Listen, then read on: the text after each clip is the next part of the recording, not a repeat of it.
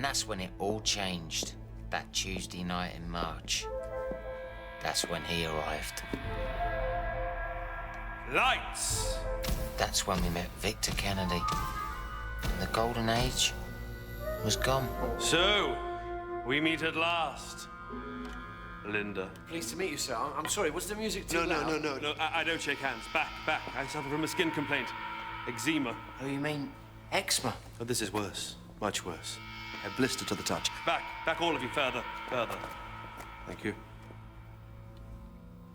Sorry, don't mind me asking, but who are you? I am your salvation.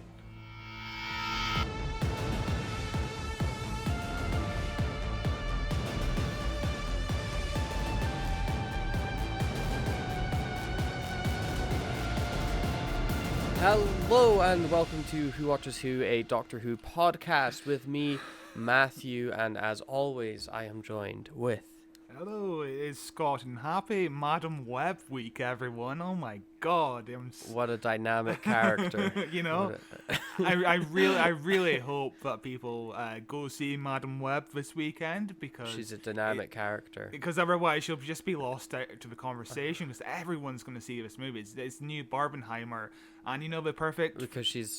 the perfect pairing... A dynamic character. The perfect complementary pairing to go with Madam Web, of course, is Love and Monsters. Like, that's such a great double bill. Absorbalof is a really dynamic character. Yes. two great romance-themed sci-fi things this week. Yes, because it is the Valentine week, the week when we celebrate capitalism again, as every holiday is secretly all about. And so we decided to get romantic and look at the most loving episode of Doctor Who ever with Love and Monsters. I mean, love is right there in the title. This episode first aired on the 17th of June 2006, which was a glorious Saturday and a really upsetting 17 years, 7 months and 20 days ago at the time of recording. 17 years. Christ. And at the time, the president was, you guessed it, George W. Bush, and the prime minister was Tony Blair. That's how long ago this episode came out. It was so goddamn long ago. And of course, miserable. Of course, we've had like 500 prime ministers since then, so it feels even longer. We have. It does. Potentially another one just like next week, maybe. Yeah. Who fucking knows? Could you guess, before I get into a very interesting thing that happened on this day, but could you guess, Scott, what is raking in all that money? Can you tell me the genre? US? Family movie, of course. It's summer. This is the year Cars came out. Is it Cars? It is Cars Okay. for the United States. However, this is a rare occurrence. It is not Cars in the United Kingdom. Could you guess what it is in the United Kingdom? Bit more of a deeper cut. Is it still an animated movie? No. Okay. Is it a British It's a movie set in the future. Oh. And by the future, I mean like 2017 or something. 2006. Is it, I don't. But everybody uses flip phones. You're gonna have to edit out a It's lot about of silence here, I think. It's about cars as well. Oh, Fast and the Furious Tokyo Drift? Is that the right one? Yeah. It is. Okay, Yes, it is Tokyo Drift, which is, of course, like a flash forward or something in the series. I don't know. I've like not seen the Fast and Furious movies, but I know little things about them. They sound insane. They don't sound like things I'd really enjoy. So I've not particularly dove into that series. But yeah, that's what's kicking at the box office. Cars and live action Cars. I think out of the two, I would rather watch Cars rather than the one about Cars. I would like to watch the Cars. And that sentence killed my brain. But I watched Cars quite recently, and it's not a good movie. I think I gave it like a 1.5 out of 5 on Letterboxd, so not the most enjoyable film. I have seen the animated one a lot of times as a kid, because my little brother really, really liked it growing up, and so it was one of those films that was like played on loop to the point where I like hate the sight of it. But I'm sure it's fine. There is a great moment where Lightning McQueen and his crush are driving along, and all of a sudden... And she shits on him. Yes. She shits on him. All of a sudden, the girlfriend is in front, and all of a sudden Lightning McQueen at the back gets hit by mud. But if you go back, there is the no road mud. Is dry. The road is dry. So what's more classier, the getting shit on joke in Cars or the blowjob joke at the end of this episode? What's more classier? I feel like the getting shit on joke was like probably not intended, and so it has that gleam of like, oh, what an innocent mistake to it. Whereas this one is grotesque. It is perverted. It is disgusting. Man wants to fuck a pavement, and you know what? More power to him. I'm pretty sure Cars was directed. Yeah, it was directed by John Lasseter. So you never know with that dude. Yeah, you know. It's true. Mr. Axelot We'll have to get himself. Get him on the show and ask. Oh God, no. But on this day as well, sci-fi author Anne McCaffrey was inducted into the Science Fiction Hall of Fame. She was an American-Irish writer known for her science fiction series, The Dragon Riders of Pern. She won a Hugo Award for her novella Where Search in 1968, which made her the first ever woman to win the award. She was also one of the first science fiction authors to feature on the New York Times bestseller list with her 1978 novel The White Dragon. And I dove into most of the books that she's penned, and there's a similar theme with a lot of her titles. You've got Dragonflight and Dragon Quest and Dragon Song and Dragon Singer and The White Dragon and Dragon Drums and Dragon's Kin and Dragon Blood and Dragon's Dawn and Dragon's Blood and Dragon's Kin. These are the same books repeated because I read them twice because they're featured on two different lists. The Smallest Dragon Boy, A Gift of Dragons, The Renegades of Pern, All the Wares of Pern, The Dolphins of Pern, The Skies of Pern. Are these all set inside of the same universe? Because if so, I imagine they must be. I really hate these kind of sequel titles just being the same title except one word is changed. Like all the Planet of the Apes films it gets so confusing between like War of the Planet of the Apes, Dawn of the Planet of the Apes, Rise of the Planet of the Apes, Conquest of the Planet of the Apes. It just gets so confusing after a while when just use numbers, please, for the love of God, use numbers. Yeah. But these sound interesting. It seems like a really fleshed out, detailed world, this world of Pern. And the people that read it seem to fucking absolutely adore it. So it was brought to my... If you like dragons, I think this lady's written every possible story about them, so I would check it out. Wow, and these go way back to the 1967. Oh, yeah. That's insane. Yeah. and her middle child is written since 2003, so yeah, her child is continuing on the legacy. This is almost as old as Doctor Who. Continuing the world of insane. Pern. When is the Pern cinematic universe going to start? I wouldn't be surprised. When are we getting the PCU? PCU.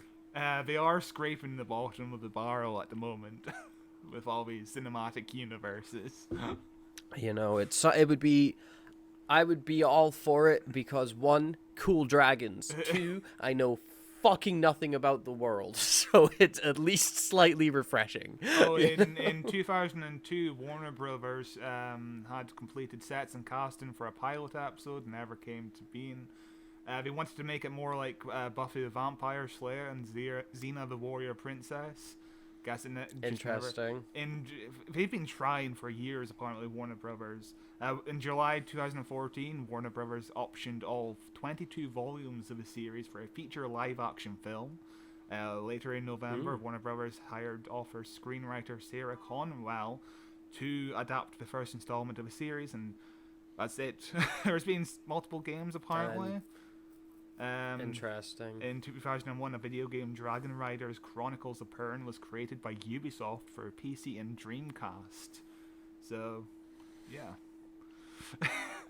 When will we see the Pern resurgence? The Pern resurgence. When will it come? Probably never. But that is all. That is all I have got for on this day. I would much rather read a book about dragons than have to watch this episode with Absorbalof again. Oh, it's not that bad. But why don't you, Scott, take us into the writer's corner for this episode? So, Love and Monsters first started life as an idea for a Doctor Who magazine comic in 2004. Russell T Davies was inspired by a Woody Allen movie called Z-Lake, about a chameleon man who could be found at key events in history, which I've never heard of this movie, and I have no interest in watching it because of Woody Allen, so... Have you seen it? Nope. I suppose you could consider it to be like, Forrest Gump. I think Forrest Gump is probably the closest example to the kind of movie this movie is, where Forrest Gump is found at every historical event, basically. He stumbles his way through into history. Yeah. That's a great film. I haven't seen it in so long, but yeah. Yeah, I remember enjoying it, and then everybody online hates it for no reason. Yeah. So the original idea was focused on a man growing up during key events in Classic Who. In 1963, he'd be evacuated from the town Daleks fighting in remembrance of the Daleks. We covered that episode. In 1971, his mother is killed by a plastic daffodil during the Terror of the Autons, which we've also covered. And in 1975, he would spot the Loch Ness Monster during Terror of the Zygons, which we haven't covered. We need to cover that episode. It's like one of the rare Scottish episodes of the show. So. Okay. And Dave Gibbons was actually eyed to do the art. He's the guy who does the art for Watchmen, and he's the co-creator of Beat the Meep, so it would have been a pretty decent comic, I would reckon. But the comic never came to being because Russell T Davies in 2004 was busy doing a little-known show called... Oh, let me get the name of this right. Doctor Who. Have you heard of this show? No, it doesn't sound good, though. So this episode idea kind of sat in the back burner for a little bit, and then series 2, BBC renewed the show for 14 episodes instead of 13 episodes, and they realized they had to do 14 episodes in the same amount of time as they did 13 episodes the year before, so they have to do a double banked episode, which is shooting episodes with the B team while David Tennant and Billy Piper are shooting another episode. They've done this. They did this season 2, season 3, season 4, season 5, season 6, until Jesus. Yeah. So episodes like Midnight is a double banked episode. Blink is one of the most famous double banked episodes, and this is the first one, which is probably the worst. Which is interesting because I was about to say I think that this is by far the worst one out of those episodes. Yeah, because episodes like Blink, Midnight, Turn Left, what was the one with old lady Amy Pond? That one was also a double banked episode. Oh yeah, okay. Because the Doctor is hardly in the that name, episode, but yeah, some of those ones are like some of the best of the series compared to this one, which is kind of trash. Also, one of the ones is Closing Time with James Corden and the Cybermen. So all-time classic, best episode ever. So the original title idea would be called I Love the Doctor, and it would follow the life of a woman who stalks the Doctor and keeps showing up in his life. I prefer this idea. I prefer not... Because the idea of a stalker is kind of cringe, honestly. Yeah. I guess it's like a somewhat interesting idea because you're stalking like a mega alien god man, but for the most part, I think this is a slightly more creative idea. Mm-hmm. But I don't immediately dismiss the stalker idea. I think you could maybe do so. You could do like a fun reverse sort of horror thing going on with it, but it would need the right script. It could easily be bad. So when creating this episode, Russell T Davies got inspiration from episodes of other TV shows like Star Trek Next Generation's Lower Decks episode, which is apparently one of the best season 7 episodes. It's a good episode. You know, last week we were talking about Star Trek as well, I think. And we mentioned one of the worst ones with Scottish people, I think. Were we talking about that? I can't remember if that was on the air or... We were talking about that off. We were talking about that off air. We were talking about that just in a general conversation. But yeah. But yeah, there's also the Buffy episode The Zeppel, which follows Xander as the lone. He has to deal with like a zombie apocalypse and deal with a bomb going off at the school, while we occasionally cut to the rest of the Scooby gang, like Buffy and Willow and all that, as we deal with like giant squid aliens and whatever. Like, it's insane. But yeah, just the idea of, oh yeah, the Doctor's off screen for most of the time, and we follow this new character. That's the general premise of this episode, obviously. This is where Blue Peter comes into the conversation. Matthew, did you ever watch Blue Peter as a kid?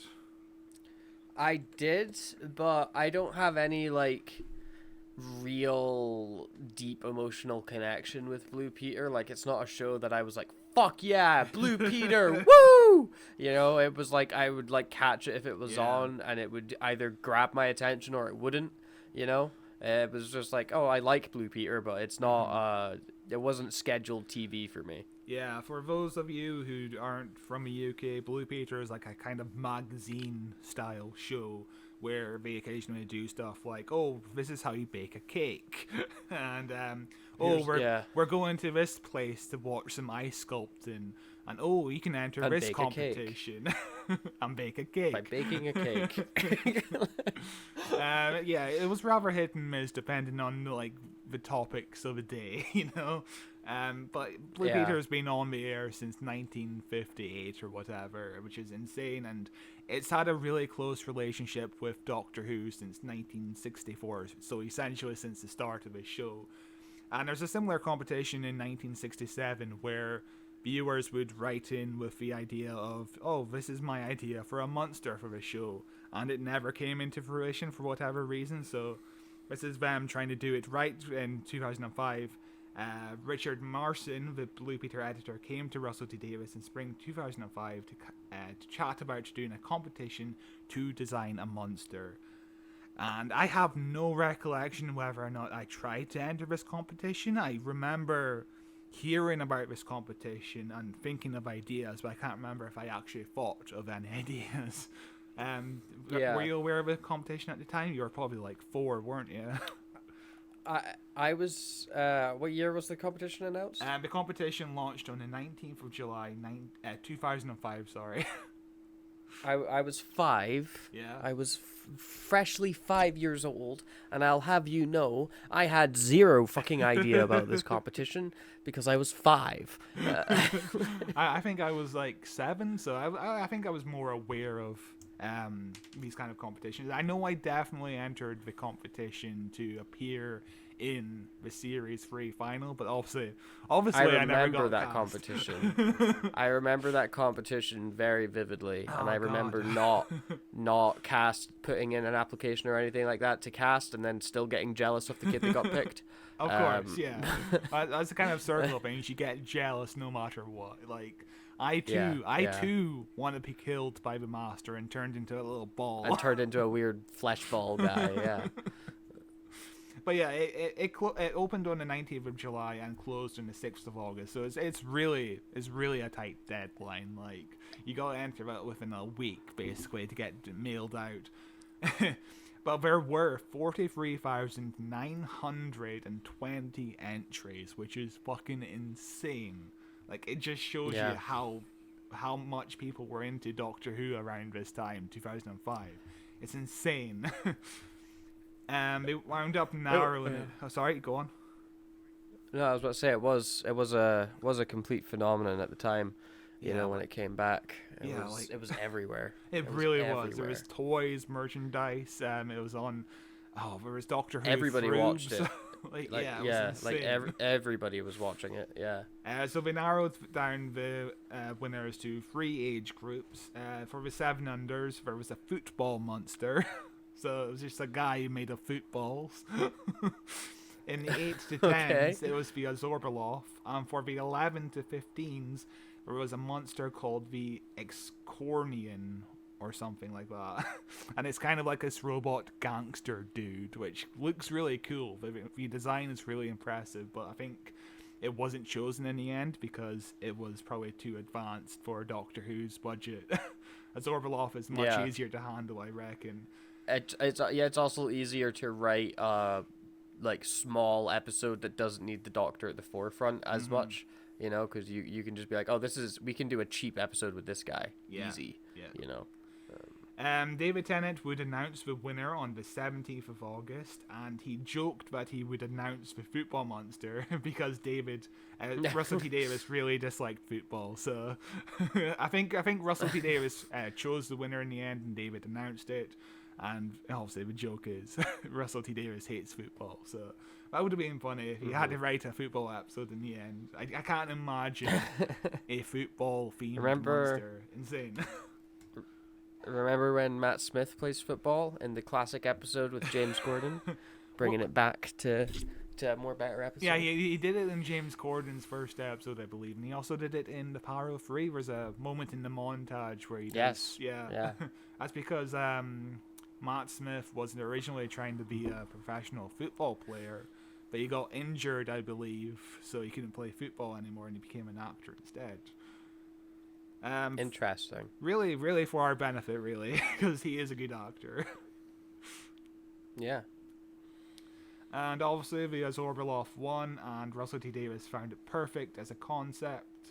To be fair, it is a really good concept for a monster. Like, that's a really solid idea. Yeah, it's a fun, sort of spooky guy. You know, I like him. He's, you know, touch him, you get sucked into him. Cool idea. Simple yet creepy. Yeah. The winner was 10-year-old William Grantham, who was disappointed. Well, he was apparently disappointed that his creation wasn't the size of a double-decker, but recently, William Grantham has recently made YouTube videos. His YouTube channel is called Channel Pup. He talks about the experience of designing a monster for the show and all that. And he said this kind of story is kind of fake. It's, you know, it's made for like publicity. Oh, it's funny, but the 7-year-old really wanted a monster the size of a double-decker bus and was disappointed. That's a story to tell. But apparently he was completely fine with it. But he did specify in his drawing that the creature was the size of a bridge next to Asda. As if the producers would know what the fuck he was talking about. Yeah, that bridge. Got you. It's that one. Well, yeah, you know, that's a kind of like little kid logic that I ran on as a kid, you know. Like, everybody knows this famous bridge next to Asda, you know. Yeah. Obviously, the Absorbalof is played by Mr. Peter Kay, who was a comedian and still is a comedian. Any Peter? Are you a Peter Kay fan? No, I'm not. I mean, I can't say that I'm like not that I'm like against Peter Kay. I've just never watched any of his stand-up ever, and I never will. For reasons known only to the universe. Yeah, Peter Kay has never been on my house. You know, I've never sat down to watch a Peter Kay stand-up special. Yeah. So I'm not sure what his kind of comedy is, but I've seen him do children in need stuff, including the "Is This the Way to Amarillo," that famous song where Yes. it's him yes. miming. Oh my god, that's a Yeah. that's a fucking school disco song. And it's him miming along to the lyrics, and celebrity guests kind of mime along with him. Like there's Brian May and Roger Taylor from Queen, there's Mr. Blobby, and of course there's Jimmy Savile, which is kind of awkward. Everyone's favorites. Yeah, all the favorites are there. Believe it or not, Jimmy Savile has been cut out of like the HD remaster for some reason. I can't quite figure out why. That is shocking. That is shocking. And of course he did the famous Children in Need sketch where it's like a lot of children's characters like Peppa Pig, Scooby-Doo, Bob the Builder, Fifi the Flower Pot, getting along singing together karaoke. Have you seen this sketch? It's really impressive. I haven't, but you mentioning Fifi and the Flower Pots threw me back about like fucking 17 years. As Jesus Christ. A milkshake classic. Yeah, God, I love Milkshake. What a fucking thing. It wasn't even a proper chat. Was it a channel or was it like on a thing? Yeah, like it was on channel 5 or something. It was on channel 5 as like a program block from like 6 a.m. to like 9 a.m. It had I remember it being on stupid early. It had the most amazing shows like Bear in the Big Blue House and Roly Poly Oly. Oh, great times. Yeah, Jesus. So anyway, back to Peter Kay. After Series 1 finished, Russell T Davies received a 6-page letter from Peter Kay, who was very impressed with the new series. Peter Kay, as a kid, was a fan of the show, but not a huge one.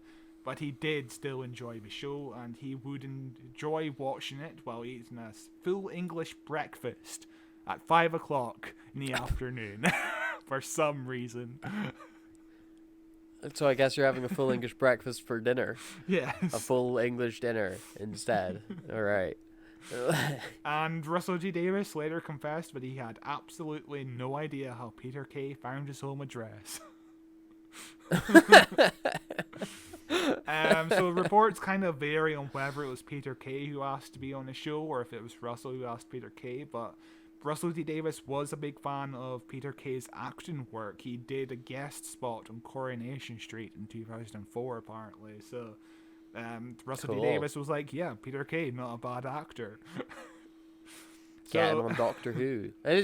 Yeah, Russell T Davies had a thing with casting comedians because he did the same with Lee. What's his name? Lee Evans. Lee Evans, yes. Yeah. I want to say Rich special. Evans, but it's not Rich Evans. I wish it was. So and of course, the most famous comedian is, of course, Catherine Tate. That's like one of the best gets for the show. Like, what a surprise that Catherine Tate was one of the best companions of the show. Insane. Yeah.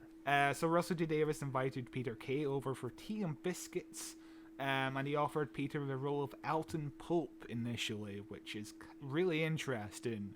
I can see him as Alton Pope more than the Absorbalof, to be honest, because Peter Kay kind of gives off that kind of everyday kind of guy. You know, like you can just imagine walking down the street and there's Peter Kay. You know. Yeah, I can get that. I can get that for sure.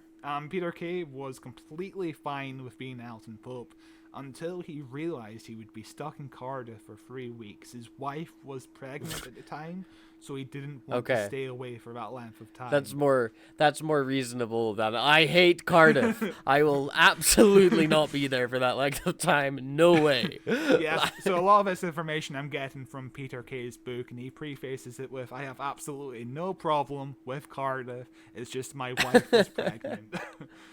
And so Kay wanted to be the villain instead because it only took 4 days of filming instead of the 3 weeks, which is fair enough, you know. And he said he found getting the cast of his body difficult as 12 people surrounded him and covered him with white plaster, and as they covered his face he began to freak out due to claustrophobia. He says that the 3 weeks in Cardiff sounded preferable at that point because he was just so freaked out. It took 4 hours to apply makeup onto him every day, and the costume was full of plastic tubing so that cold water could be pumped through it to keep him from overheating. He said, it felt lovely. but it was a bit like pissing myself. But I'm glad to hear about the costume in Doctor Who has evolved slightly. Because that's a very nice detail because whenever I think of big costumes like that, I'm like, God, they must be dying inside. Because you go back to stories like the Sea Devils, and we talk about the Sea Devils almost drowning and actors overheating in their costumes. Like, and it's so hard. It sounds such hard work. But, plastic tubing that cold water goes through is fine. And so simple. So we cut forward to the premiere night a little bit. This is what Peter Kay writes in his most recent book. I can't remember the name of it, but let me have a research because I want to name the name of it. Peter Kay. His book that came out last year is called Big Adventures on a Small Screen. From what I've listened to it, it's a really entertaining audiobook. He gives a lot of effort in the audio presentation. And this is a little snippet of his book. My family came round to our house for the big premiere when it went out live on BBC One. We even had a full English breakfast for tea and did our coupons, just for old time's sake. I hadn't seen the finished episode and we all sat in silence as we watched it. Then it ended and everyone sat in silence until my nan said, "What a load of crap." She wasn't wrong. There was no denying it, and it's still gone on to be one of the worst Doctor Who episodes of all time. Well, at least that's something to be proud of. And, I agree wholeheartedly with his nan. And Peter Kay is like, if my career ever goes tits up and I'm cancelled or whatever, at least I can make a pretty decent living at conventions. Like everybody wants. A lot of people would want to see the Absorbalof, I guess. Yeah. But in the end, apparently Kay was quite honoured to be in the show because it's quite a long tradition, and even though he hated it, he's kind of proud of the fact that it's the worst episode ever. Not everyone is in the worst episode ever, so you can't really complain, can you? You can't, but you should, because it does suck. It is a bad episode of Doctor Who. But I don't know if it's the worst episode ever. I don't know if I'd go that far, no. because there has been worst episodes before and since. But it is definitely on the lower echelon of episodes for sure. Yes, and do you want to do a deep dive into Love and Monsters? No, I honestly really don't want to. I don't want to watch this episode again. It sucks. Well, we'll have to. Happy Valentine's Day, everyone. We do. So we shall jump into Love and Monsters. Oh boy. Victor, look at your hands. Look at the rest of me. You've dabbled with aliens. Now meet the genuine article. Oh my God. Thing. A thing? This thing is my true form. Better than that crude pink shape you call a body. What happened? Where am I? Ursula? Is that you? That's Mr. Skinner. What have you done to him? I've absorbed him. Colin? Is that you? Colin! Bridget, my love. Oh my God. That's Bridget. Colin, where are you? I'm here, Bridget. It's all right. I'm close. You've absorbed them both. What about Bliss? Where is she? I said you really don't want to know. Absorb? You're some sort of absorbathon. An absorbaling. An Absorbalof. Yes, I like that. So the episode begins with footsteps running through the dirt and our man Elton discovering the TARDIS in what looks like an abandoned little fucking scrapyard place. It's very classic Who. Yeah. It's very classic. It's a very classic opening.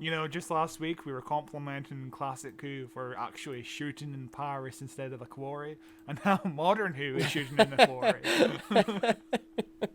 It's all backwards. Yeah. But he continues exploring into the buildings, opens up a door where the sun has exploded behind it, and there's a monster, and that monster goes roar as we're explained by Elton as we cut to his vlog, which is a large part of this episode is watching Elton's vlog. And, I am not against it when Doctor Who changes its format. When it does, like... I'm all for it, actually, whenever it flips things around. They had the, like, first-person-y episode. Was... Yeah, it was really bad, but it was some cool camera stuff. And so, mix it up every now and then. It's a fun change in form. That being said, I would never watch this man's vlog in a million years. He is extremely boring. I think the actor, 2 seconds ago, Mark Warren is pretty good. He's pretty fine. good. I've recognized him from something, but he's fine. He's been in Band of Brothers. He's been in Mad Dogs with John Sim. He's been in The Musketeers with Peter Capaldi. He's been in a million things. Yeah, I've probably just seen him around and stuff. But yeah, he is. He was also in Life on Mars, one episode of that show, with John Sims. Huh. Have you ever seen Life on Mars? I have not. I know what it is. Yeah. And I think they're either remaking it or they're bringing it back for a new season or something. They tried to do a third series of that show, or it was Life on Mars, and it was Ashes to Ashes. And then they tried to do another one, but I don't think it got picked up. I think they wrote the entire series and it just never got picked up. So I don't know what we're going to do with that show. Yeah, rest in peace. We might cover it someday because it is kind of Doctor Who adjacent because of John Sims. Sure, John Sims in it. Yeah, and it's time travel as well. So yeah, it is rather that's Doctor two things. It's a very slim criteria to be Doctor Who, but Yeah, I mean, we could cover anything, really. Yeah, true. Doctor Who any British production, Doctor Who will have touched it. Technically, everything is a time travel show because we are all time traveling. We're all moving forwards. Yeah. But yeah, this guy is kind of likable. He does have that 2006 haircut of frosted tips, Yeah, there's a lot of 2006 in this episode. Yeah. It's a very 2006 episode. Especially with all the 70s nostalgia. That is 2000s to a T, all the 70s nostalgia. Yeah. But we come after the credits, because that's the cold opening. Yeah. It's him going, "Rawr!" Literally. Yeah, he's basically like, I did a little bit of running, saw a box, saw a monster, it went roar, and then that's her cold open. Like, that's not a cold open. That's a shit cold open. I was compelled. Compelled to change the channel. And we see the conclusion to this after the credits, almost immediately, where the Doctor appears out of the blinding white light, holding a piece of meat and shaking it to distract the alien. I don't know, it's very goofy. Yeah. And this is when the tone of the episode becomes really absurd. It's like Rose comes running with a bucket and splashes it on, and it's the wrong bucket, and then there's like this whole like fucking Scooby-Doo chase scene through the doors, which like the idea is cute and it's silly and it's funny and it's whatever, but I hate the tone of it in this episode. I don't know what it is. I think it's just because of the general distaste I have in my mouth from this episode. But it's just, I hate it. I don't like it. Makes me want to not be a fan of Doctor Who anymore. Yeah, the out of context Scooby-Doo reference where they're running through all the doorways and we're suddenly teleporting to different doors is it's like funny. I get it. It's just like out of context, it's really, really bad, and I remember it being really, really bad. But in context, this is the guy telling the story to the camera. Yeah. This is his point of view, his perspective on things. So he would, of course, compare it to Scooby-Doo, because that's like one of the only things you can kind of compare this kind of situation to, meeting monsters, you know? Yeah, because they're chasing you around. Yeah, Yeah. I get it. But that's Just, this is the I only... think it's just because I don't like Elton, and so I don't like the way that he's telling this story. Yeah, you know? Elton is kind of a milquetoast kind of character. He kind of... it does help that he's played by a really good actor, and you can feel bad for him and all Yeah. that, but he's not the most interesting character. He's like, oh yeah, my life isn't all about chasing aliens and trying to find the Doctor. I listen to music too, don't you worry. And it's like, you have no, I love the Electric Light Orchestra, like everybody else. He has no personality outside of trying to find the Doctor here. There's no personality to him. He's just bland, you know? That's not true. He does a little dance. He does a little dance to Electric Light Orchestra, his favorite band. That's a whole other thing about him. He loves it. Are you a fan of Electric Light Orchestra? They're fine. I know their hits, but I've never dove into their discography, so They're really good. You know, I like can't say I'm the world's biggest fan. I don't dislike what I've heard. You know, this might have been my introduction to Electric Light Orchestra, unless the Magic Roundabout. I don't know if you remember it. Are you expecting me to remember the soundtrack to the Magic Roundabout? Magic Roundabout soundtrack. I'm pretty sure we played Mr. Blue Sky on the soundtrack to this. I'm gonna look it up. Probably. We played Magic by Pilot. You Really Got Me by we played Mr. Blue Sky. It's like a third listed song. Yeah, it's the Magic Roundabout is a nostalgic movie for me. And that song is a very nostalgic. It brings up nostalgic feelings, and I reckon it's because it's in that movie. And you know, I saw that movie a lot as a kid. And you know, of course, Magic Roundabout is slightly Doctor Who adjacent as well, because Tom Baker is in it as one of. I can't remember if he voices Zebedee or the villain. I know. I don't know. I haven't seen it since I was really young. I know. What's his name? Ian McKellen and Tom Baker play the two spring dudes, but I can't remember who's the good guy or who's the bad guy. So we're gonna have to watch that someday. I would reckon Ian McKellen's probably the bad guy. I watched it. I watched it like a decade ago, and it's not good. It does not hold up. I'm not surprised, but I have very fond memories of that film. But we continue learning more about Elton as he shows us his childhood home in some Blair Witch style footage. Yeah. Because this is a found footage episode sometimes, and sometimes it's not.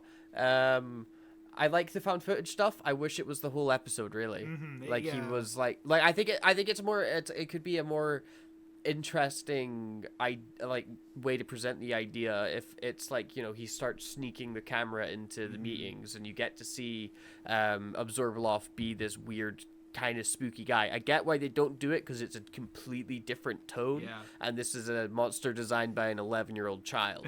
But you could make it into a really good horror episode. And also it would be hard to maintain the found footage element the entire time, because we're talking about 2006 kind of camcorder. As you know, it's kind of weird. I mean, like Blair, you know, like you could get away with it. Do you just say you just do a line where it's like he spent a lot of money on the camera. Blair Witch is like what, early 2000s as well, and like they do have like their filmmakers getting lost or whatever, but you know, you can find ways to justify it. Fair. But this is the point where he's like, oh yeah, my mum died inside of his house. I ran downstairs, and Mr. Doctor Who, David Tennant himself, and the Doctor just murdered my mum. David Tennant murdered my mum. And I remember watching this as a kid, kind of being freaked out by the Doctor in this scene. He's just standing there, staring at this little looming kid. over him. Yeah. Not saying a word. And also, I don't understand the logistics of the whole scenario of the Doctor showing up. Like, what happens when the police come? You know, is the Doctor a suspect? I don't understand. Yeah, the Doctor just goes away. He just flashes his psychic badge at them, and then he fucks off. That's what he does. You know. But we also find out that this guy, when he recorded this, had not yet been affected by the cracks in time, because he remembers everything that happened to him in crystal clear detail. For some reason, I thought you were going to say, this is where we found out this guy has not been affected by the woke mind virus. You've been on X for too long. Yeah, I've been doom scrolling all day, and I need to get rid of it. I'm telling you, it's not good. He goes on to describe how he remembers being attacked by Autons, and when the Slovene crashed into Big Ben, and probably a third thing that I don't remember. And this is a cool little thing. I like. Oh yeah, the thing with glass, all the glass smashes. I like this little part where I remember all these things, and they're really cool, and building up this connected universe that Russell was doing at the time to expand Doctor Who and make it feel connected. And then he goes on a really long rant about putting on shoes.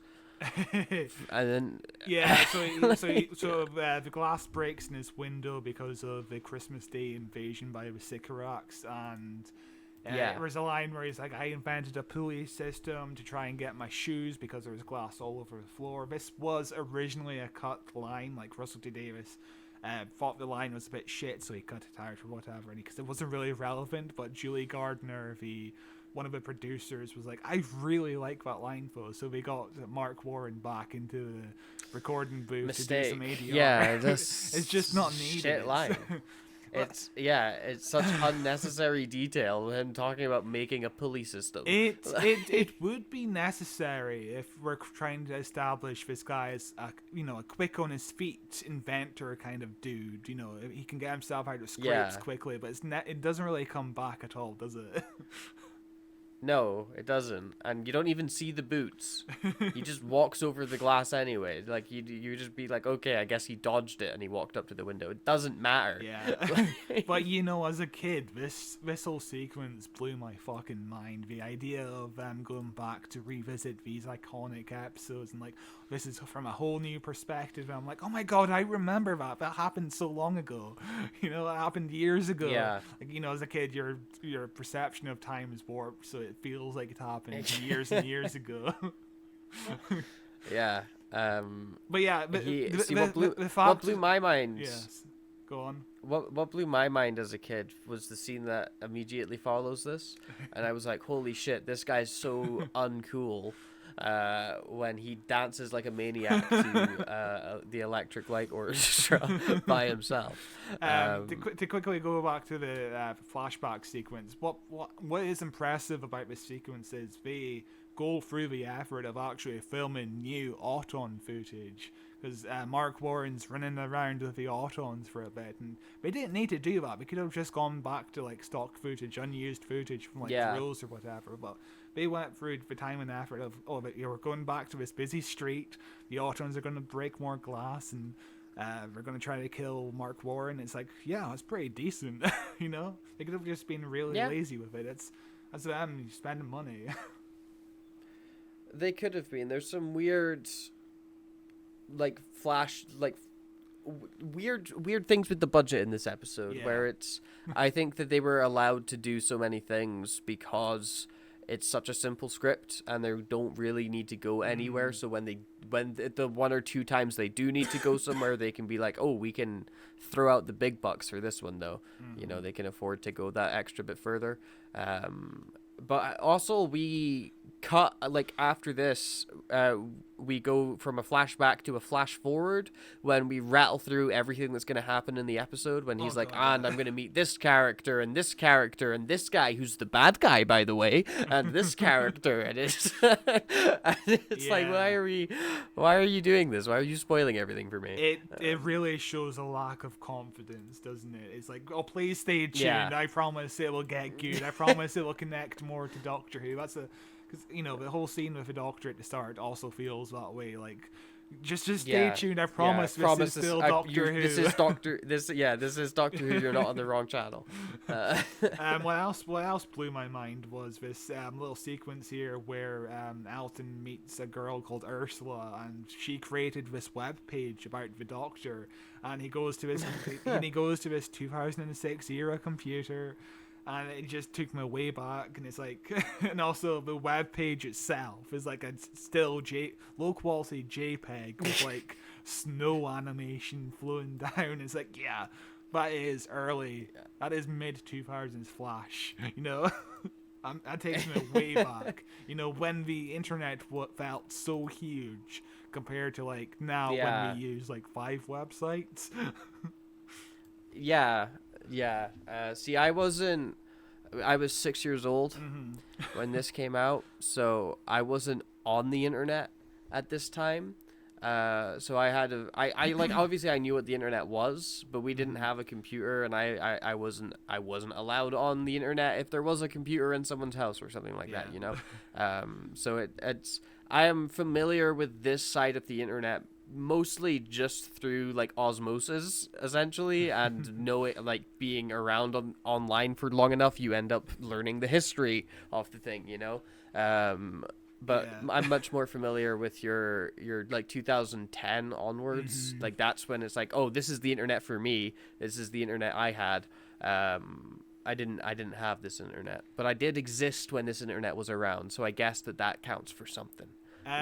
So 2 points I have here is if anybody at home wants to see more footage of classic 2005, 2006 internet, go to this episode of this companion to the Confidential. It aired after this, the episode of Confidential. It's about the making of this episode, because they do spend a lot of time showing you like old fan forums, Doctor Who fan forums, saying, oh, I really shipped Rose and the Doctor, and it really takes you back to 2006. It's wild. Jesus. Yeah. And second, I'm more surprised that they use the term shipped. That feels like a very modern term to be using. I mean, perhaps that person was a time traveler. I'm not 100% sure if I saw the word shipped, but yeah, basically they say they really want to see the Doctor and Rose get together. And secondly, I wonder if around this time Russell realized that he made a mistake by killing the Clive character in Rose. Remember that old the kind of like 40-year-old dude with a family that was obsessed with finding of course the I Doctor. remember Clive. Of course I do. But, you know, he also... Of course I remember him. He also built his own website dedicated to the Doctor, which was a real website in real life for a bit as well. I remember as a kid going onto that website and being like, oh my god, it's real! What if the Doctor is actually real as well? But yeah, I do wonder if Russell kind of regretted killing that character off, because he could have been brought back here.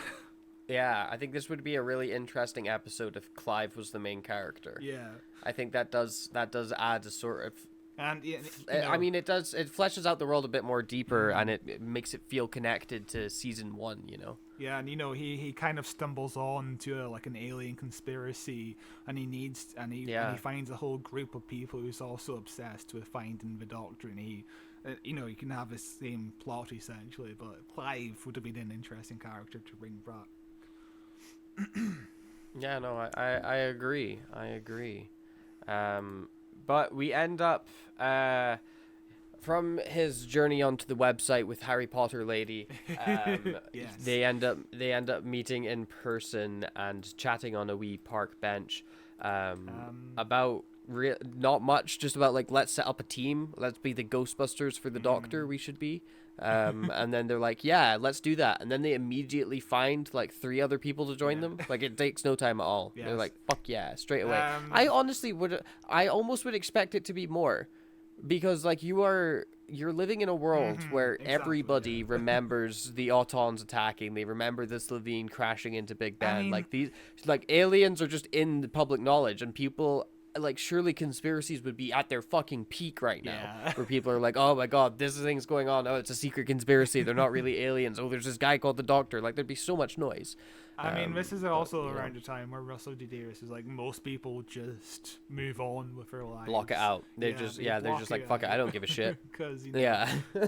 and also Ursula. It's easier that way. I was doing some research on the actress who plays Ursula. She was in Trainspotting. I completely forgot that. She plays Spud's girlfriend at the very start. If you remember that iconic scene where Spud shits the bed. And when he goes downstairs to his girlfriend's family eating dinner at the dinner table, and somebody's like, "Oh, give me those sheets. I'll clean them for you." And he's like, "No, I don't want you to take these sheets because I shit them." And he doesn't tell them he shits them, and it turns into like a tug of war. And then Ursula gets shit all over her face.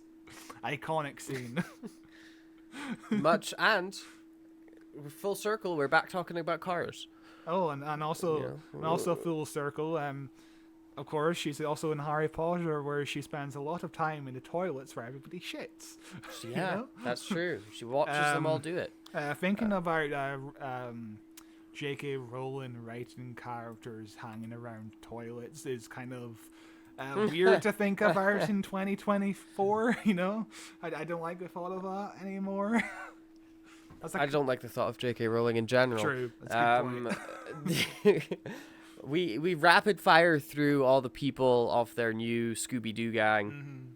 Mm-hmm. You've got Mr. whatever the fuck, Mr. Teacher Man, Mr. Skinner, Mr. Skinner from The Simpsons, who has got. I mean, he's essentially Skinner from The Simpsons. That's his whole vibe. Yeah. Like straight up. That's like the easiest way to describe who He also is. kind of reminds me of Frank Skinner, in a kind of old man kind of way. You know? Yeah. We learn about him. We learn that he's got a bunch of wacky ideas about the Doctor that he doesn't think. He's like, the Doctor is more of a concept, and it's like a blah blah blah blah blah.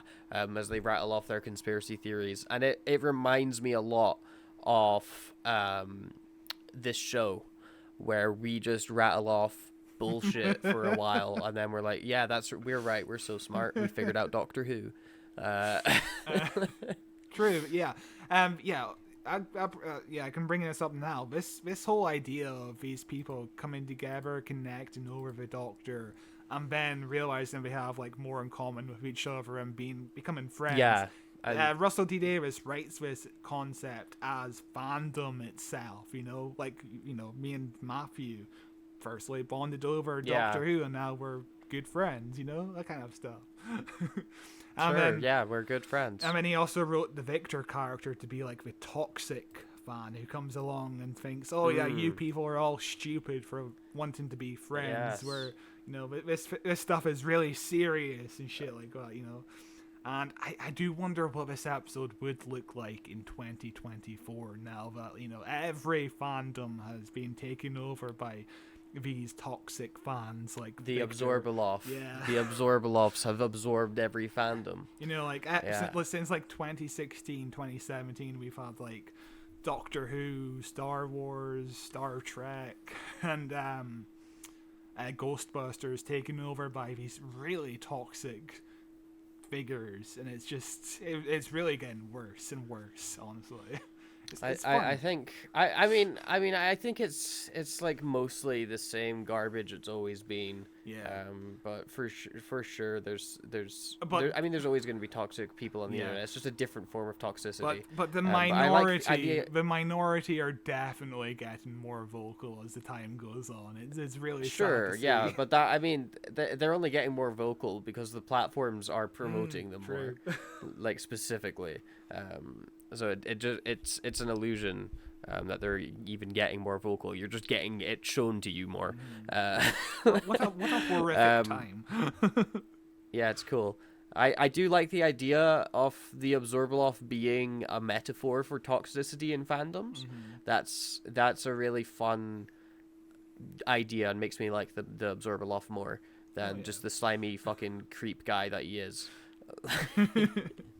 But yeah, we also We meet Bridget, who's like the mother figure, and we find out later on that she's the mother figure because she lost her daughter due to drugs, and we kind of bond over that. And she's really obsessed with the police box as an image. We also we meet Bliss, who's kind of like the dim-witted but lovely person who's really into art, I think it is. But yeah, these characters are she makes a enough. sculpture. Yeah, they're fine. You know, and everyone's got good enough chemistry that you believe that they could be friends, and then they form a shit band and play karaoke. Yeah, Alton suggests... But it's fine, because you believe them, you know? You're like, these guys look like they're having fun. And Alton suggests the name Linda, which is the anagram of London Investigation in Detective Agency, which is a shit name, honestly. It's a really bad name, yeah. It's so terrible. Yeah. And, you know, Russell T Davies came up with this idea of an acronym in the 90s. He actually used this acronym on television before in the children's series Why Don't You? Originally it stood for Liverpool Investigation in Detective Agency, so he's just reusing his own ideas. He loves here. that. Yeah, he loves that in detective agencies. That's the bit that tickles him. I know it. That's the bit that makes him laugh. It's terrible. I do wonder if this is like a reference to the man from U.N.C.L.E., you know, that kind of dumb name as well. Yeah, maybe. But then Peter Kay shows up in a shot that goes way too hard for what this episode is, where he's like, you know, like illuminated from the outside, and is this like very cool looking figure with the big hat and a long coat cast in shadow. You know, Peter Kay's never looked fucking more badass. And the music goes hard too. I can't explain how the music goes, but it kind of goes trumpety. It's kind of like it sounds nothing like. Oh my god! I didn't know you were a living trumpet. You're a living trumpet. That's incredible. One side of me is. We learn. When Peter Kay comes in, he's like, fucking don't touch me. Please don't touch me. I'll explode. Whenever anybody gets near him, because he says he's got a very bad case of eczema, which is like eczema, but more severe, I guess. Kay actually added Peter Kay actually added in this joke of him mispronouncing the name of it. Yeah. I don't understand Absorbalof's plan. Oh no, okay, I guess I do understand his plan, because his plan's to get close to the doctor. But okay, I can justify it. I can justify it in my head. I wasn't sure.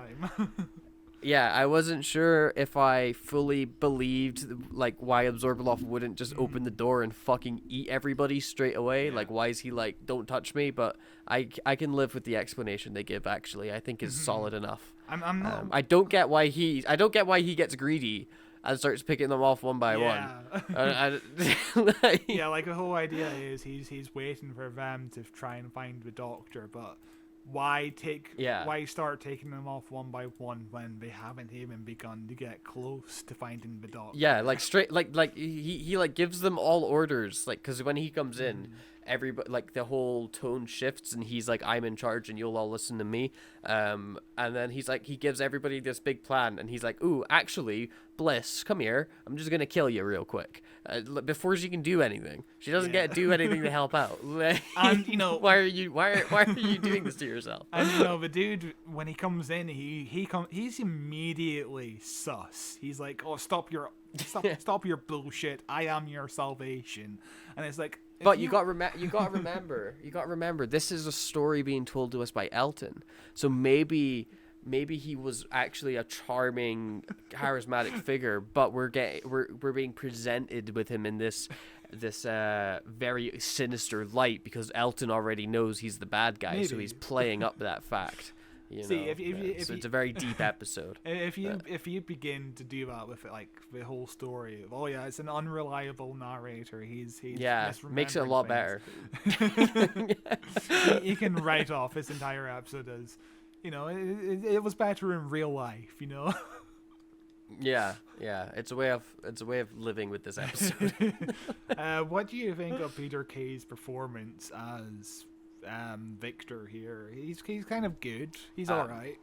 He's fine. It's a completely passable performance. Yeah. You know, it's nothing like award worthy or compelling in any like dramatic way, but you never are taken out of the performance. Like I'm never sitting there going, gosh, that's Peter Kay, he's a comedy man. Like I believe the character he's playing. And when he gets into Absorbalof, he's having a lot of fun. He's more Peter Kay when he is the Absorbalof, but him putting on a performance as an alien putting on a performance is pretty decent. So they continue on coming back and looking for the Doctor and coming up with plans. Nobody is really that suspicious about what's her name leaving because they're like, where did she go? And Peter Kay's like, she got married. And nobody's like, but we were her friends. She never said she had a boyfriend or that she was engaged or that she was getting married. Why would she tell you, man who arrived today? You know, and you know, we saw her last with you. It can't be you. You can't be the murderer or anything like that. You know. Yeah, there's nothing suspicious about anything that you've said to us. It all makes sense and tracks. And also the fact that he just bosses these fucking people around, it just becomes like a classroom almost. Like a fucking Elton even has a ruler here, and it's like, why are you grown ass people being manipulated by this strange man who might be a murderer? It's really stupid. Because they're dumb. Because they're very dumb. They're very dumb people. And also, I don't understand how the human suit works, because presumably, presumably Bliss can still talk, right? You know? Yeah. Or I guess, I don't know, maybe the human suit muffles her voice or something, because like we only hear them when he's in his Absorbalof form. I guess he is also sitting down because Bliss is the right ass cheek of Peter Kay. Yeah. Imagine having that on your resume, like, oh yeah, I was a right butt cheek of Peter Kay. Point of pride. But yeah, Peter Kay, it's like in his teacher form goes to yell at Elton, but he gets shouted down by Elton's not girlfriend, Ursula. And he's like, oh, you're the one that fights back. Duly noted. I'll kill you last, I guess. And goes on to tell everybody that they need to stop looking for the Doctor and start looking for Rose. Because if they can get to Rose, they can get to the Doctor. And we then get a fairly funny scene where Elton is discussing like how hard it's going to be to find Rose in this city, this concrete jungle where there's just oceans of people and people, it's like so hard to find needle in a haystack sort of thing. And then the first person he asks is like, oh, that's Rose. I know exactly where she lives. It's just around the corner. And it's some perfect comedy. Really Loved funny. it. Before that, Victor is going through like a projector screen and going through images of Rose, and he says these files are corrupted by Torchwood. Torchwood. There's a bad wolf virus. And this is Russell T Davies added this line very last minute because Army of Ghosts had been filmed at this point, and in Army of Ghosts, Yvonne Hartman thinks that Jackie is Rose, and Russell T Davies is like, oh shit, that doesn't make any sense, because a company like Torchwood would surely have these kind of files on hand, and they would know exactly what Rose looks like. So this is like a last minute addition that Torchwood doesn't know what Rose looks like because of the bad wolf virus, which is smart. Like, that works. I'm completely fine with that. I mean, it's like a complete bullshit reason, but it does. You can justify it at the end because you're like, actually, see, it's there because of this. Yeah. Even if that reasoning is. Like, what the fuck is a bad wolf virus? And nobody would ever be sitting around being like, oh, Yvonne Hartman would have recognized Rose because blah, blah, blah. Like, nobody would have ever had an issue with that. But, I guess Russell T Davies, it was eating away at Russell T Davies. It's just one of those things. he finds, of course, Rose's mother, and is like, okay, you've got to, do these 4 steps to build up to gain her trust. You got to like find a reason to talk, and then she finds a reason to talk to him, and it's this very fun. I really dug the sequence where it's him trying to build up the confidence to do these things, and her just doing it for him. Yeah, because it's like step 1, initiate conversation, and then immediately Jackie's like, "Oh, can you spare some change?" He's like in narration mode again. Oh, step 2, get on a first name basis. Oh, my name's Jackie, by the way. Like, yeah, it's brilliant. It's very funny, and I really like Jackie as a character. Yeah. She's she's great in every episode she shows up in, and she's like, her performance I think is always not mentioned enough as well. Exactly. Like, she's always fantastic in the role. Camille something, I don't remember her last name. Let me look this up. Jackie Tyler, actor. Camille Kudori.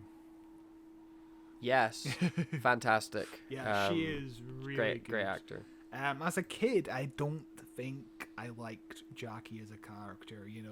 She always reminded me of one of those people that my mum would bump into on the streets and say like you're really wanting to get home after a dentist appointment, and your mum bumps into her old friend and they just chat for like an hour, what feels like, and you're just really wanting to get home to watch TV or just relax or whatever. And we're like, oh yeah, I better go now, better catch this bus. Oh, did you hear about Peter? Did you hear what Peter's up to? Yeah. And then we spent 15 minutes continuing the conversation. Jackie always reminded me of those kind of people as a kid, but now, but as a grown up, I really understand Jackie's character. Going back to what we discussed in Father's Day, my dad died when I was a kid, and I can see a lot of my mum inside of Jackie's character. Like, I can see my mum inside of her, so it really hits home in a way that I didn't recognize as a kid. Yeah. But her performance that makes is sense. fantastic in this episode. I think it might be the best performance she gives. We'll get into it. I don't know. She's really good in Father's Day. Yeah, that too. But yeah. She ends up inviting Elton back to the flat to have a cup of tea, and then we get big congratulations from Peter Kay, and everyone's like, God, you did everything so perfectly. How did you manage that? And he kind of stumbles over himself because he's like, oh, well, actually, Jackie did kind of everything for me. We then get some goodbyes where Skinner is saying goodbye to the other lady whose name I don't remember, but she was the lady that had all the slideshow. Bridget. And he's like, yes, he's like, we'll have a cute little date. Oh, bye-bye. And then Peter Kay's like, oh, Bridget, I'm going to kill you now. And everybody walks away without thinking twice, and she screams very loudly, but they choose not to hear that. And also, before people shout at us for not knowing why Peter Kay has to eat all these people, maybe it's explained later on that he needs a constant source of food, and at this point he's getting really hungry, so he just eats but then again, why doesn't he just go out in the streets and kill why doesn't he just kill some random person? Yeah. Why would you kill your team? Why, yeah, especially when we're trying to help you find the doctor or whatever. Yeah, they're trying to help you get the ultimate meal. I tried to explain it there, but then I'm just like, yeah, it doesn't make sense still. Yeah. Dear. We then cut to Elton trying to build up a relationship with Jackie, and succeeding very easily because Jackie is trying to seduce him, so keeps coming up with reasons for him to come over to fix his flat, and he's blissfully unaware of these what's the word I'm looking for, when you prompts, I guess, is a sort of, it's not the right word I'm looking for. She's like hinting almost at like, hey, come on, like I'm inviting you over to the flat all the goddamn time. And it escalates to the point where she just brings him the largest glass of wine I've seen in my life. And it's like, here, drink this, and then pours her glass on top of him. And it's like, oops, you got to take off your shirt now. Yeah. Oh, whatever will we do? This montage I like to call the opening to every porno from like the 1980s. Oh, the plumber came over and now I've spilt wine on him and he has to remove his shirt. I gotta remove your shirt. Yeah. And then he comes in the door and he poses like Superman. Yeah, it's dumb, but I think it's fun enough. And again, I just really like Jackie as a character, so her being this silly, like overly flirty person is very fun. The music choice, but the music choice in this scene is really well done. It's some kind of French emotional song, and it really helps sell the scene of Jackie's emotional state, because she's like, oh yeah, my daughter goes around traveling and she never calls enough, and I'm on my own most of the time, and you just really feel for Jackie throughout this whole scene, really. And then she realizes, hey, I've been out of my mind. I shouldn't have led you on like this. I can't be acting crazy like this. You just go home, please. And stuff. You really feel for her loneliness here. It's heartbreaking. Yeah. But he decides to be a nice guy and be like, hey, that's okay. What if I got us pizza instead? And we just chilled out. Pizza. It's I wonder if he went to the pizza place they talk about in Part in Other Ways, where Mickey's like, oh, did you hear about the this new pizza place? What do they sell? The new pizza place. They sell pizza. Yeah. Genius. We do a little speedy cut as he's continuing to like build up this relationship thing with Jackie, and then it immediately falls apart when she's like, why do you have a photo of my daughter in your like what the fuck is wrong with you? But as he's walking home with the pizza, he's so happy, and this is like the 14th time we've heard Mr. Blue Sky in this fucking episode. I just block it out. It's so overused, and Mr. Blue Sky is probably used because it's Russell T Davis's, at the time, partner's favorite song. And if you know anything about Russell T Davis, he sadly lost his partner to cancer a few years ago. And have you seen the Russell T Davis documentary that was on BBC iPlayer? It's Not called yet. Imagine Russell T Davis. It's really good, and in the documentary, it tells the story of how it's his boyfriend. It was his boyfriend's favorite song, and as his boyfriend is getting more and more ill, his boyfriend eventually proposes to Russell T Davis, and Russell T Davis is like, I can't say no to a dying man. I have to marry him. And they walk down the aisle to his song together, and it's really sweet. So it's a really sentimental song to Russell T Davis now. So that's really lovely. Yeah. Too bad he wrote a really bad episode surrounding it. Imagine walking down the aisle to Absorbalof's theme song.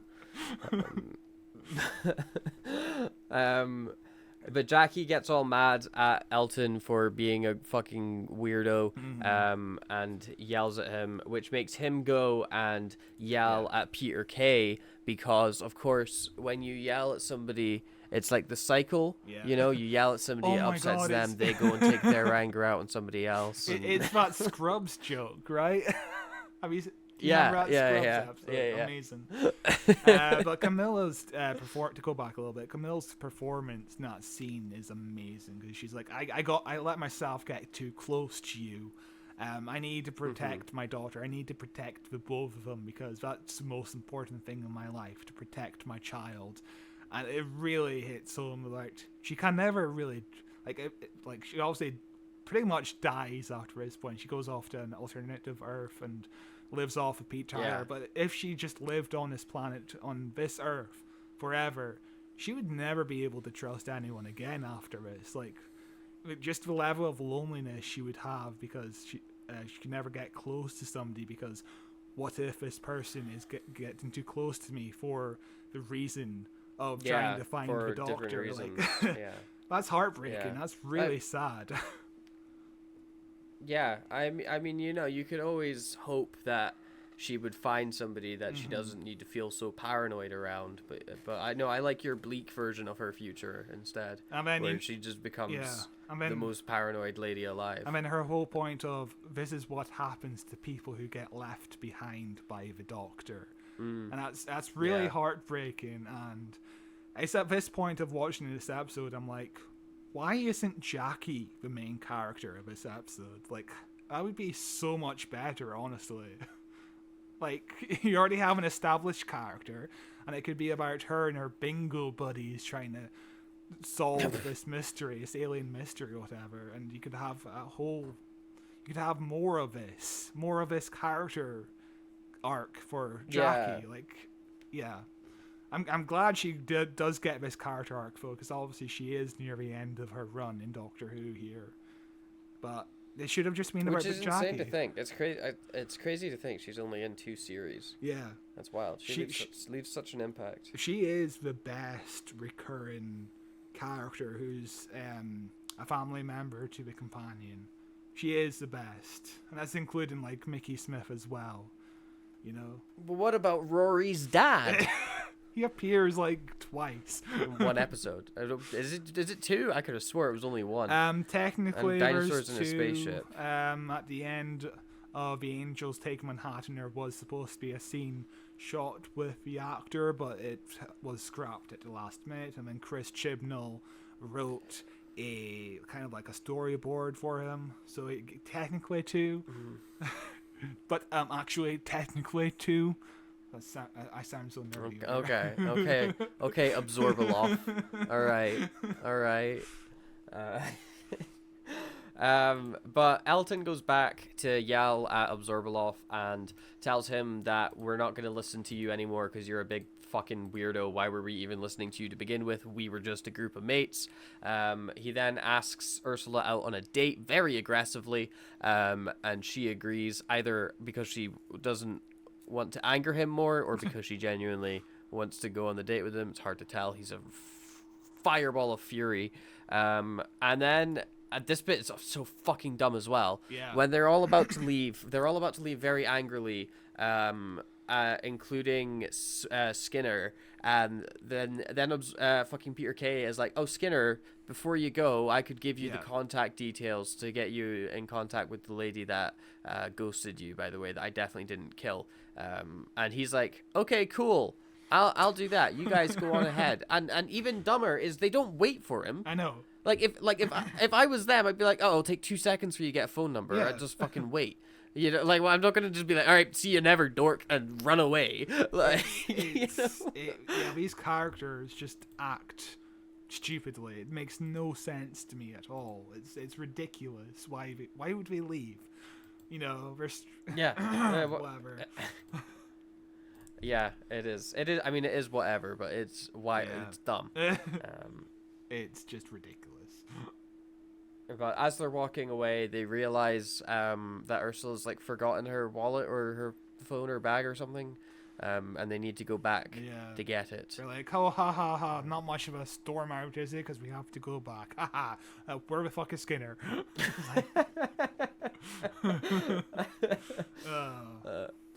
So the episode continues when they walk back inside and suddenly are hit with temporary blindness.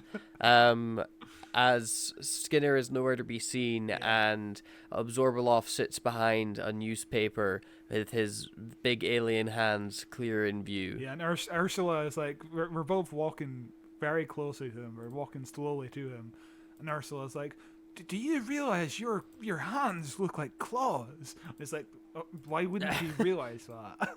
You know? Yeah, I know. You know.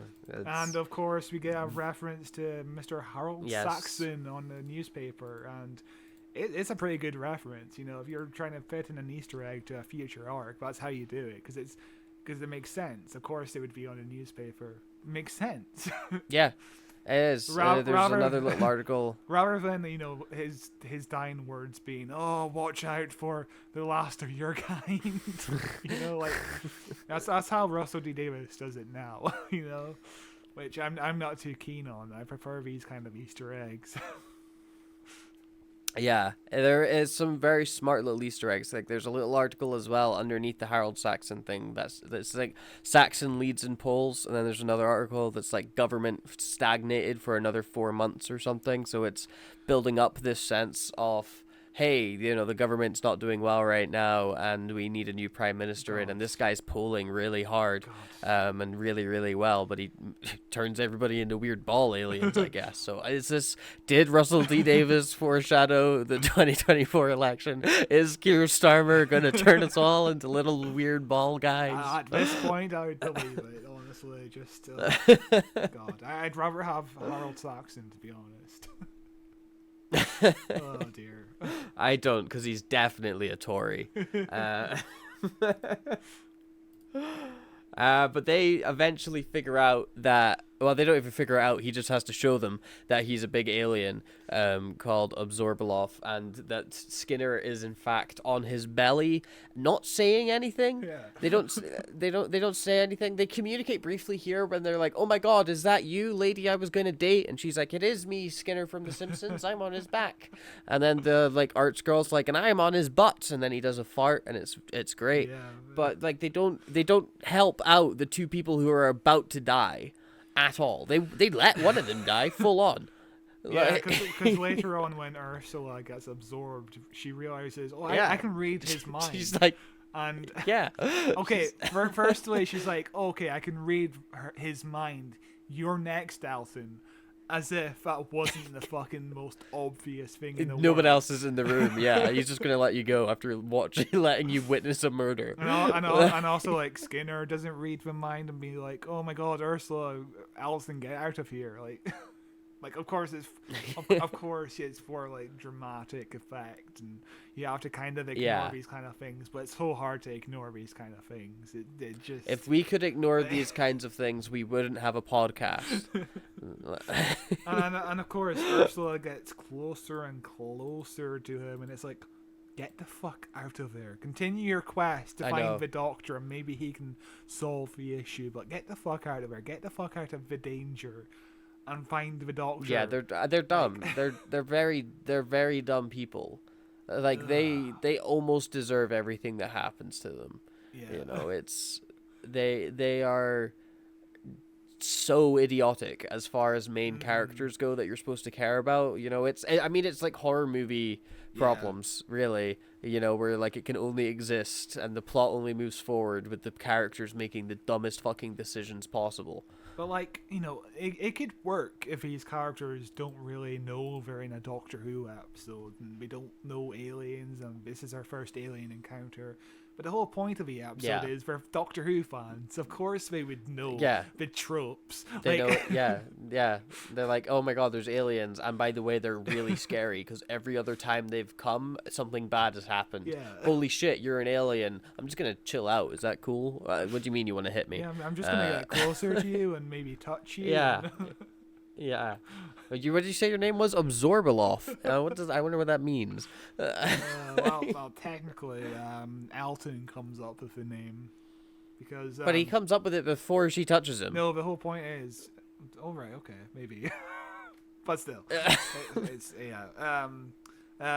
fucking the Absorbalof eats Ursula, and he's like, tastes like chicken, as if that's not like the most overused joke ever. No. Yeah. I mean, I imagine if I have to picture Peter Kay stand up in my head, that's the sort of jokes I imagine. Yeah, every punchline is, tastes like chicken. Yeah. I went to the park and this kid fell down. Tastes like chicken. That's a really dark joke.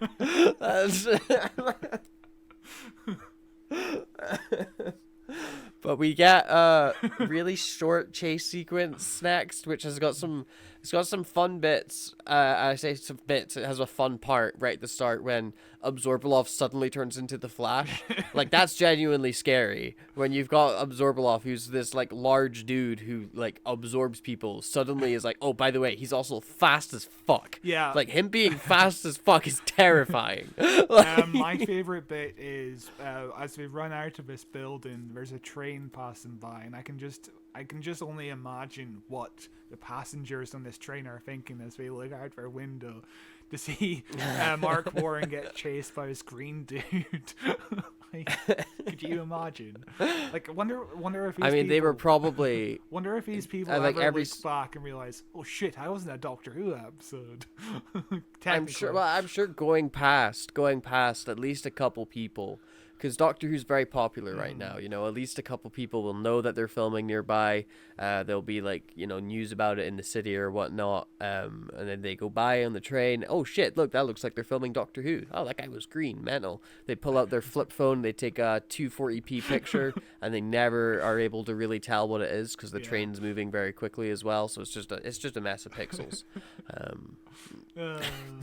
It is the shortest chase ever because they run out of the building. I mean, Alton takes a turn, and oh my god, it's a dead He end. just gives up. He's like, fuck this. I hate running. I hate running so much. Just kill me. I have no will to live. But just before Absorbalof can very slowly touch his head, the Doctor appears and comes storming out of the TARDIS, and Rose comes after and starts telling Elton off. And it's a very funny moment because we think that he's there to stop the monster, but he's not. He's there to tell off the hero. Classic. And the entire time it's like, why the fuck isn't the Absorbalof eating Alton or running up to the Doctor or Rose or anything really? He's caught up in the drama. He's caught up in the drama. He's like, oh shit, what did you do to her mum? Holy fuck. You know, like he forgets where he is for a minute. And he's like, oh shit, I remember what he did to her mum because I was there. Oh my god. I was the one that told him to do it. Oh no. Oh dear. But then they turn their attention to the Absorbalof, and they find out that he is related to the Slitheen, and is from the planet Clom, not Raxa. Fuck, I had it in my head a second ago. Raxa Plaxa. Oh, no, Blorg. Cortical maneuver. I could never get it. I wonder how long it took David Tennant to try and get it, because this is obviously his first time ever seeing it, I think, unless it's been referenced before. Like, that's pretty decent. Yeah, that's true. Yeah. But like, I do love how the twin planet is just called Clom. It's the shortest name ever. It's really funny. It's a good joke. That's another good joke. Yes. And then they're like, he's like, are you gonna stop me from killing Elton, Doctor? And the Doctor's like, I don't give a shit. Absolutely kill this guy. He sucks. Which makes the Absorbalof slightly hesitant. And then he's like, but the people in your chest might have something to say about it. And then everybody is like, oh yeah, of course, because we have full control over our heads and have the strength to push our heads as if they're still attached to our bodies away from Absorbalof's body, and that will cause him to explode. And you have to break his cane, by the way, as well, Elton, because that will turn him into liquid or something. And that's the thing that we forgot to set up completely in this episode, but he has a magic cane that controls his body shape, I guess, and we know that. So there's a point where we find out where he's the Absorbalof and Ursula is holding the cane, and at no point like you would is imagine, he like, oh shit? Yeah, you would imagine the Absorbalof thinks, oh shit, if she manages to break that cane, I'm done for. And you know, one of the people inside of him would be like, oh my god, I can read his mind. Like, oh, break the cane. Yeah. And even Ursula would be like, "Oh my God, he can break a cane," because I'd imagine that previous thoughts would be her thoughts now, or something like that, right? Yeah. Sure. It's dumb. Or at least like knowledge, you know, like he It's knows dumb. if the cane breaks, then he'll be fine. It does. It makes It's no dumb. sense. It's bad. It's dumb. But Absorbalof gets turned into liquid and he gets sucked into the ground. Yeah, he absorbs and, into the ground. Yeah, and everybody's really sad. And then the episode suddenly becomes about Elton losing his mum. Yeah. And we get like a really like artsy cutscene of like flashing to his mum doing the dishes, and then a really like very like it was suddenly like, oh, I'm watching a movie from 2004 about a kid who lost his mum, and this is the ending. Where it's just this kid standing on like a rugby field as she walks off into the distance, and then light fills the entire area because it's like she's like walking into heaven. It's like Field of Dreams. As a kid, it really affected me because this is like a year and a half after my dad died. I talk more about it in the episode we did Father's Day. But yeah, it still affected me as a kid, and I think that's why I had good memories of this episode as a kid, because it really hit me in the feels. It reminded me of my dad, so it hit me. And nowadays, not so much. Nowadays, this episode is yikes. Yeah. Oh. As someone whose both parents are still alive, I can tell you, this episode sucks, and you're wrong for feeling things. We then find out that the doctor did Elton a solid before going goodbye, and he gave him a girlfriend that can't escape. She can't say no ever. She has no free will. She's essentially a sex toy for Elton. She's a flashlight. Because he just sits on his. Literally, because she just sits on his desk, and then he's like, "Oh, we have a bit of a love life, by the way," and he like holds her over his dick the entire time that she's on camera. Like it's both gross and a weird thing for the doctor to do. I guess I can kind of see the sentimentality behind it, where it's like, oh, she'll get to live actually, but she gets to live as a piece of concrete that's used for Elton's penis to go in and out of. What have you done, Doctor? And why did you do this to this lady? And I'm like, pretty sure let her be dead. I'm pretty sure she also says she's immortal. So, you know, Elton dies Amazing. off, and then I mean, this was the whole arc with me on with Capaldi, you know, where he makes her immortal, and then it's like, you're an asshole. You're an asshole. You've ruined my life. You know. But yeah, he also says a few other things like, oh, I guess this is what happens when you cross paths with a doctor. You kind of absorb into his life, and you're forever affected. And that's kind of a good metaphor. I like that. Yeah, I like it. I mean, he says something else I can't quite remember at this point, but I don't imagine it'll come back to me by the end of the episode. What else does he say? He says he quotes Stephen King, which is a nice little quote, but what else does he say? Oh, he has a really good little monologue at the end, when he's saying, like, when you're a kid, you're told life is about getting married and having a kid and then settling down, and it's a quiet, easy time, but life isn't that. Life is chaotic and insane and terrible and scary and just the best thing fucking ever. And I think it's a fucking profoundly good ending for an episode. Like, it doesn't earn that ending. It does not earn a really fucking profound outlook on life speech at the end, you know? Yeah, it's one of those things where it's like, you can tell, like, maybe Russell T Davies wrote the ending first. Maybe he wrote the whole thesis of the episode before he realized, oh shit, I don't really know how to make this work as a narrative. But I still like the ending, so I'm going to write the ending. He also foreshadows, this is what I was trying to remember, he also foreshadows the death of Jackie and Rose, essentially, by saying, oh yeah, we're going to die, essentially, which, yeah, the whole foreshadowing thing was very heavy-handed at this point of the series. I think it's even worse at the end of the next episode, the 2012 Olympics episode, where the Doctor and Rose, the end of the episode, holding hands and being like, "Oh, I'll always be with you, Doctor, won't I?" I remember liking that episode a lot as a kid. That was like a spooky episode. I remember, everybody hates this episode and thinks the next episode is okay. As a kid, I was a complete opposite. I really liked this episode and thought the next episode was shit. So wow, you've had bad opinions since you were a kid, I guess. But that does take us to the end of Love and Monsters, an episode that I think is as bad as I remembered it. It's got some good parts to it. There's some good performances. There's some nice ideas. There's some fun themes. It's just shit, and I was bored for most of the time rewatching this episode. This is the first episode of Doctor Who I vividly remember not liking as a child, and to get 6-year-old me to not like an episode of Doctor Who, you have to have done something wrong. I agree with everything you said. It doesn't really hold up, I'm afraid. I think if I gave it a rating, I would probably give it like a 4 out of 10. Like, there was really good elements out of it, and I wouldn't say I'm bored, but there's just nothing in there for me to really attach myself to, other than the whole dead mum storyline. Like, the easiest thing you can do with me is write a story about a dead parent, and I'm immediately sold on that plot line. Like that's the easiest thing you can do with me. But it's just not great. But Madam Web was good. I can't wait to see Madam Web. A dynamic character.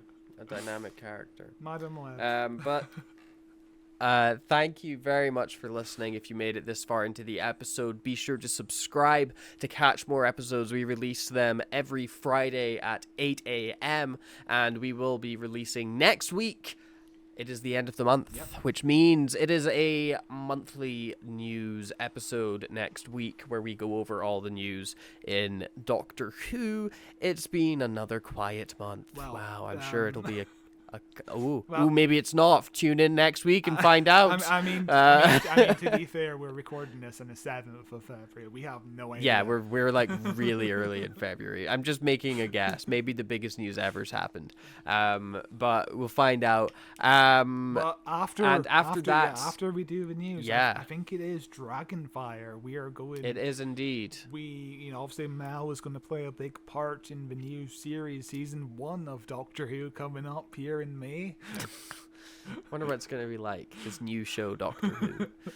And obviously Mel is going to be in the new series, and we're thinking, let's take a look back on where we last left Mel, not including the giggle, because obviously we find out where she is now. She's working with a unit and all that, but this was Mel's last episode of Doctor Who in the 7th Doctor era, so we're gonna find out what happened to her in the last episode. It's not good. It's like one of the worst episodes of the show. It's one of the cheapest. Oh, good. So we're on to another bad episode, I'm afraid. Great. That's just great. I look forward to that. But until then, this podcast is available on YouTube here at Who Watches Who, where you can see us in video form. If you are here on YouTube, hit subscribe. If you like your podcasts in audio form, we are on Spotify, we are on Google Podcasts, Apple Podcasts, Amazon Music. There is an RSS feed where you can plug us in to and listen to your heart's content. Every single episode we have made is available in audio form as well. We are also on Facebook at Who Watches Who, on x.com at Watches Doctor, and there's a bunch of other stuff. Follow my gaming channel, Psychedelic Gaming Hobos, best channel ever. We do silly things and play games, and I look even more inebriated on that channel than I do on this one, and I look really inebriated on this one. But until then, I guess that's all I have to say. We will see you next week.